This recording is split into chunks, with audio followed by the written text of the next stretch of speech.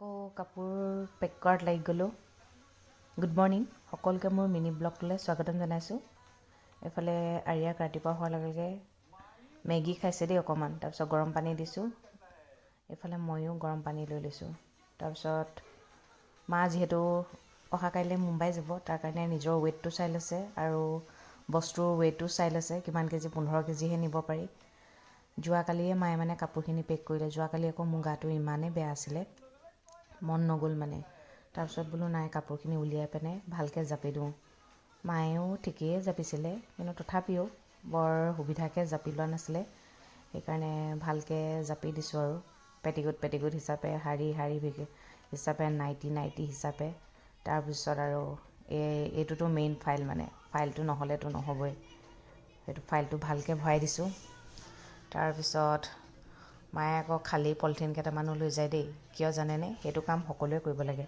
এই লেতেৰা কাপোৰবোৰ আহিলে মানে চাবচোন, গা চা ধোৱাৰ পিছত যিদিনাখন আহিবলৈ হয়, হোটেলৰ পৰাই হওক কিবা পৰাই হওক, লেতেৰা কাপোৰবোৰ ভৰাই ল'বলৈ মানে খালী পলিথিন লাগে ন। ময়ো লওঁ দেই কেতিয়াবা, কিন্তু মই পাহৰিয়ে যাওঁ। কিন্তু মায়ে লৈছে দেই, সকলো বস্তু ধুনীয়াকৈ ভৰাই দিছোঁ। মানে যোৱাকালি কৰিব নোৱাৰিলোঁ যে, সেইটো কাৰণে আজিয়ে বোলো কৰি দিওঁ। এইফালে পূৰা পেকিং কৰি হৈ গ'ল। তাকে আকৌ মাক জনাই দিছোঁ, বোলো ক'ত কি ভৰাইছোঁ ন, আকৌ বিচাৰি ফুৰিব। এইফালে মাৰ ওচৰত মানি প্লেণ্ট এটা আছে, পানী কেতিয়াবা শুকাই যায়। এইফালে জানেনে, নিমপাত সোমোৱাইছোঁ, কিয়নো আকৌ আৰিয়া বসন্তও ওলাইছে মানে। এইফালে অকণমান বোলো দুপৰীয়া টাইমত ভাত খাওঁ। যোৱাকালি বইল খাই যে এনেকুৱা লাগিছেনে যেন মই ভাতেই খোৱা নাছিলোঁ। কেনেকৈ মানুহে ইমান বাৰু বইল খাই থাকিব পাৰে। এইফালে আকৌ আমাৰ ছোৱালী মানে হালধিয়াটো কি জানে, এনেই আৰু দেউতাকে যে খুব নিমখ লয়, তাইও নিমখ লৈ লোৱাৰ নিচিনা কৰিছে আৰু। আমাৰ আৰিয়া আকৌ বৰ জুতি পুতি বিচাৰে, মানে কি ভাত দালিটো ভাল হ'লেই ভাল পায় মানে। এইফালে মই বেঙেনা ভাজি, এইফালে ৰঙালাও আগ, এইফালে নিভা ঘৰৰ পৰা দি পঠোৱা উৰহি আলু ভাজিছে।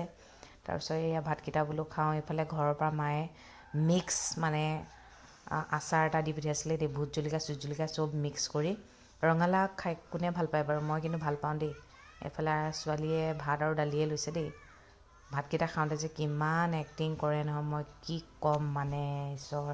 এয়া নিমখ।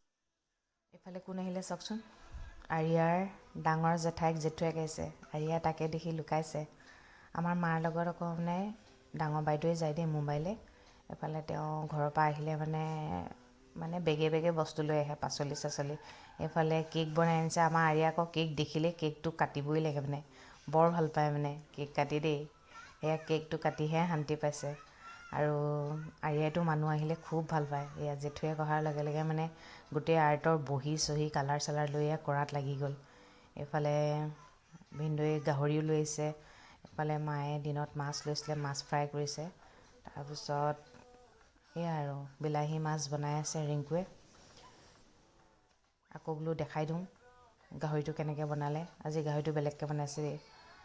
আজি পিছে নাখাওঁ, তথাপিও খাই দিলোঁ আৰু মানে। লোভটোতো থাকেই ন, আমিতো লোভীয়া মানুহবোৰ নহয় জানো। মুখখন লিকলিকাই আছে। যোৱাকালি দিনটোহে বইল খাইছোঁ ধৰক, একদম মুখখন লিকলিকাই আছে। এই আজিৰ দিনটো